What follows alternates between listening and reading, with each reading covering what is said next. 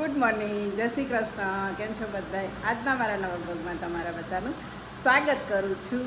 અને આપણે તો સવારના આજે કામે લાગી ગયા છીએ.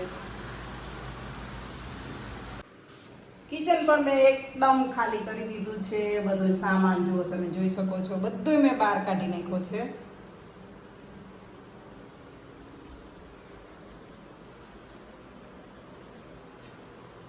અહીંયા વોશ એરિયા છે. એ હજી આ બધું ધોવાનું બધું બાકી છે, ખાલી સામાન જ કાઢ્યો છે. તો ચાલો હું આ બધું સાફ કરી લઉં અને પછી બધું ધોઈ નાખું ને પછી હું તમને બતાવું કે આ રૂમ કેવો થઈ ગયો.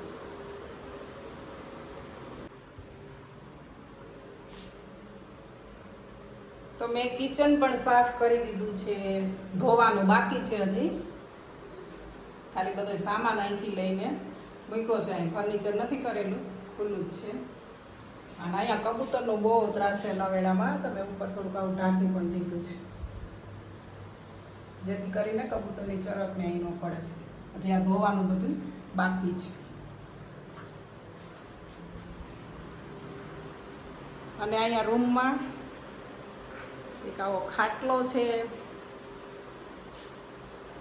સ્પેશિયલ આની ઉપર બેસીને ચા પીતા હોય ને તો બહુ મજા આવે. પેલા કોઈ મહેમાન આવતા ને તો આવો ખાટલો ઢાળે, પછી એની ઉપર ગોદડું નાખે અને પછી ચા પાણી આપે. આ એક ખાટલો રાખ્યો છે અમે નીચેના રૂમમાં. અને અહીંયા છે ટ્રેડમિલ, જે વોક કરવા માટેનું.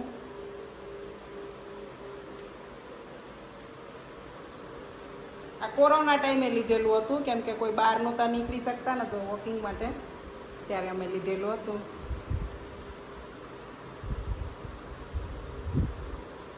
અને આ મારા દીકરાનો જીમનો એવો રૂમ બનાવ્યો હતો સ્પેશિયલ.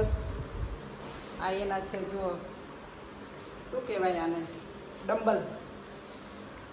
એના એક્સરસાઇઝ કરવા માટેના પેલું વજન ઉપાડે ને, ડમ્બલ છે ડમ્બલ.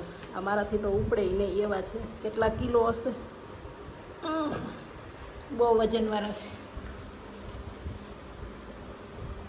આ ડમ્બલ છે. અને અહીંયા તિજોરી પણ મેં ખાલી કરી દીધી છે.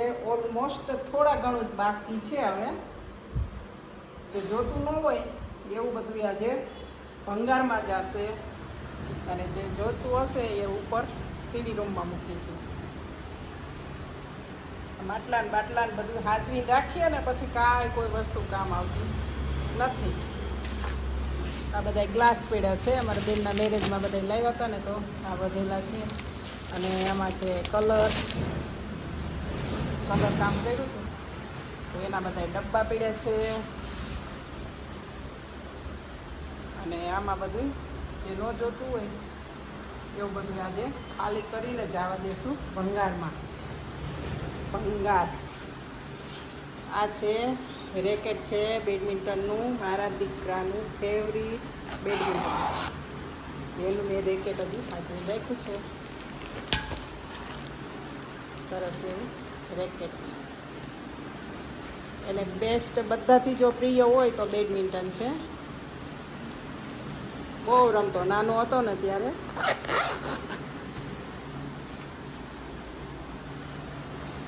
અહીંયા પાર્કિંગમાં કાર પડી છે ને આપણે સામાનનો મેં અહીંયા ઢગલો કરી દીધો છે અત્યારે. હજી આને મારે ચડાવવાનો છે ઉપર. ચૂલો પણ છે, જોઈ શકો છો. ચૂલા ઉપર જે હું રસોઈ બનાવું છું ને, આગળના વિડીયો તમે જોયા હશે, એના માટેનો ચૂલો પણ છે. અને આ છે તાવડી. તાવડીને આવી રીતે મેં પેપરમાં પેક કરી રાખી છે,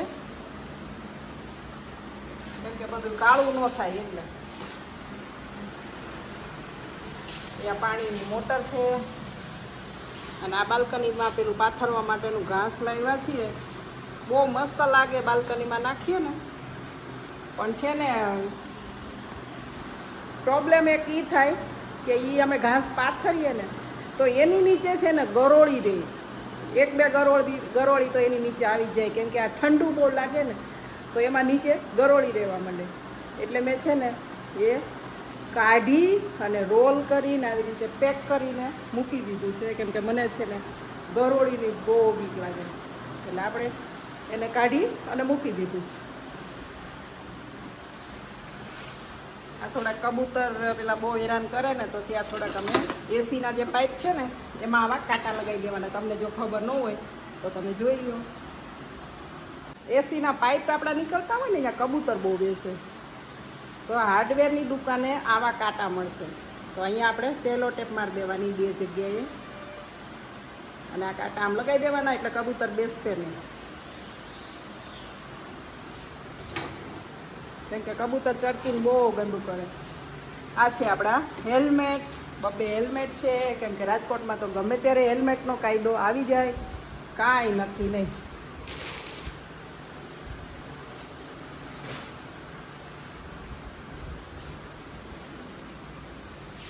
આમાં થોડાક લાકડા રાખ્યા છે, કેમ કે ચૂલા ઉપર રસોઈ કરવી હોય તો થોડાક તો લાકડા જોઈએ, તો એના માટે આપણે થોડાક આમાં લાકડા પણ ભરી રાખ્યા છે. આ મંદિર છે જૂનું, ઉપરથી નીકળી ગયું છે આમાં. બીજું અમે નવું લાવ્યા એટલે આને અમે નીચેના રૂમમાં મૂકી દીધું હતું. આ પણ સરસ મંદિર છે.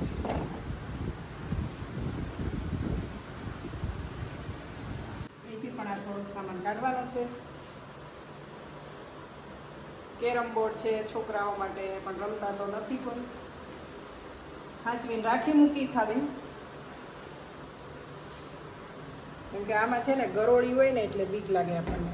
જો આ પણ બહુ મસ્ત છે રાધા કૃષ્ણનું. જો આ પણ રાધા કૃષ્ણનો ફોટો બહુ જ ફાઇન છે. હવે રાજસ્થાન ફરવા ગયા ને ત્યાંથી લાવ્યા હતા.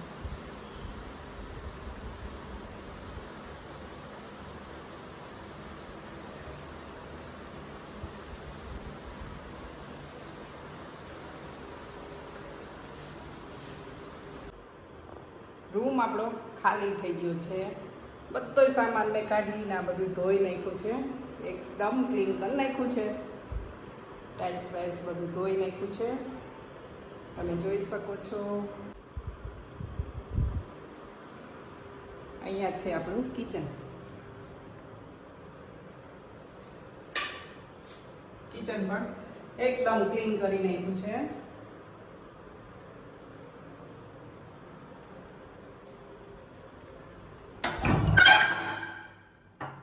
છે વોશ એરિયા, એ પણ જો સાફ સરસ કરી નાખ્યું છે.